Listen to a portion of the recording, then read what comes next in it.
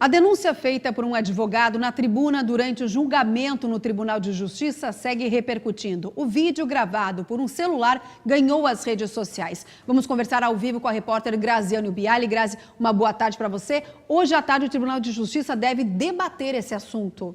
Boa tarde, Diane. Boa tarde a todos. Exatamente. Hoje pela manhã, a assessoria de imprensa do Tribunal de Justiça nos confirmou que os 82 desembargadores aqui de Santa Catarina devem se reunir, então, hoje, por volta das 4h30 da tarde, para tomarem conhecimento dos fatos e também avaliar de que forma o TJ vai avançar no caso. E na sexta-feira, também no final da tarde de sexta-feira, o advogado de defesa do desembargador Eduardo Matos Galo Júnior também se pronunciou à imprensa. Meu cliente não recebeu nenhuma propina, não solicitou nenhuma propina e não recebeu nenhuma oferta de propina. Essa é a afirmação da defesa. O desembargador também já pediu ao Ministério Público a abertura de um processo contra o advogado. Protocolizou perante o Procurador-Geral de Justiça uma representação para apuração dos crimes de calúnia e outros crimes de contra-honra, de difamação e injúria contra o ilustre advogado, pela imputação de crime contra a administração, que seria a corrupção, e solicitou audiência ao ministro Corregedor Nacional da Justiça em Brasília, lá no CNJ.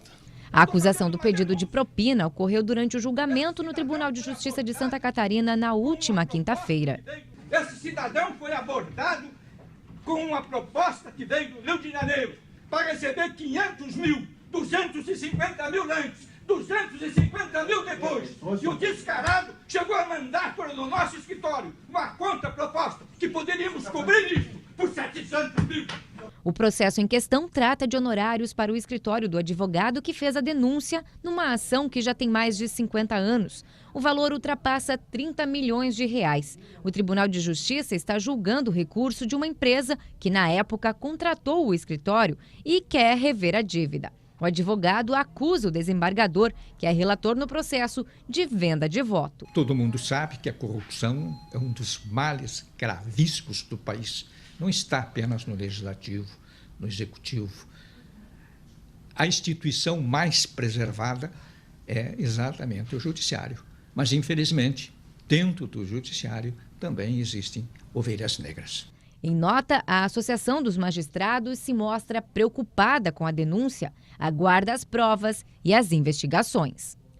A Procuradoria-Geral de Justiça do Ministério Público está analisando um ofício que recebeu do Tribunal de Justiça aqui de Santa Catarina, onde constam as informações sobre a sessão do julgamento de quinta-feira, onde tudo aconteceu. Entre hoje e amanhã, o Ministério Público deve, então, se posicionar. Existe a possibilidade de abrir, então, aí um procedimento por parte do Procurador-Geral de Justiça ou, então, encaminhar para outros órgãos de competência do Ministério Público ou ainda do Poder Judiciário. Nós também entramos em contato hoje pela manhã com o Conselho Nacional de Justiça e a assessoria de imprensa nos informou que a Corregedoria Nacional de Justiça já abriu um procedimento para investigar esse caso, mas ainda não existe prazo para terminar as investigações. Agora nos cabe então aguardar a reunião de hoje à tarde, com os 82 desembargadores lá no Tribunal de Justiça para podermos continuar acompanhando esse caso. Eu volto com você, o Diane já está acompanhada aí do Prisco e do Prates. Obrigada, Grazi. Uma boa tarde para vocês, então, Prisco, Prates, repercutindo o assunto, que vem ganhando força, enfim. Olha, Yudiane Prates, fundamental é a investigação.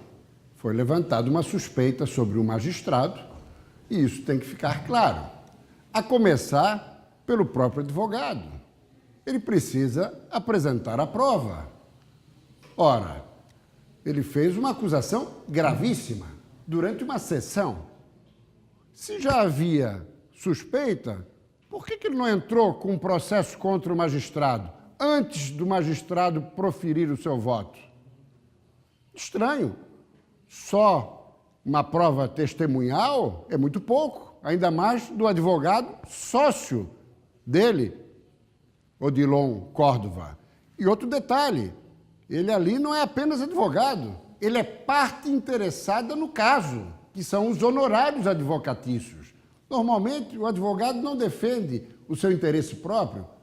Normalmente, contrata um colega para representá-lo. Outra questão a ser destacada é desembargador presidente da Câmara, que deixou o advogado falar à vontade quando tinha que ter pedido prova. Ou não tinha que ter permitido que ele simplesmente lançasse uma suspeita sem a devida comprovação.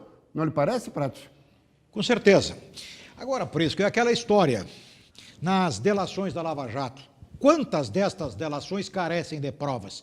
E diante deste assunto eu me lembro do Paulo Francis. Há muitos anos o Paulo Francis falou do que acontecia fora da lei dentro da Petrobras. Se encrencou, ele não tinha provas. Por isso se encrencou. Anos depois, ele tinha toda a razão. O problema do Francis foi o seguinte, é que o então presidente da Petrobras entrou contra ele, não no Brasil, Sim. nos Estados Unidos, e lá a coisa é diferente. Ele estava simplesmente empobrecido, ele estava sem dinheiro para se defender, tamanhos custos de honorários e judiciais. Tanto é que, à época, ele recorreu ao velho amigo Zé Serra, que, por sua vez, falou com o Fernando Henrique Cardoso, que era presidente da República, e morreu de infarto. Segundo amigos e familiares, porque depressivo com a situação e empobrecido. Tinha que ter pegado um avião, vindo para o Brasil e procurado a pessoa acusada. Tinhas que ter feito isso, Paulo Francis. Senão o cara morre do coração. E olha, para terminar a minha participação neste assunto enjoado, eu participei de um debate num curso de teologia na PUC, fazendo psicologia. A discussão era provas da existência e provas da inexistência de Deus. Ninguém provou nada. Outra questão que eu diria é o seguinte, Yudiane, como a Grazi colocou, teremos sessão hoje do Pleno. Está reassumindo o tribunal o presidente Torres Marques, que se afastou pelo falecimento da progenitora. Hoje a mídia dá a notícia que será uma sessão fechada, resta saber como o Torres Marques vai conduzir, mas o presidente interino na semana passada, Alexandre Divanenko, vice-presidente, vai defender que a sessão seja aberta em nome da transparência. E o que está em questão? Será afastado ou não o desembargador Eduardo Galo? Será afastado ou não? É bem provável que não o seja, mas ele pode se apresentar como impedido em todas as causas relacionadas a esse advogado. Sobretudo porque ele já entrou, como vimos na reportagem, com ação contra o advogado. Ele, magistrado, está acionando o advogado.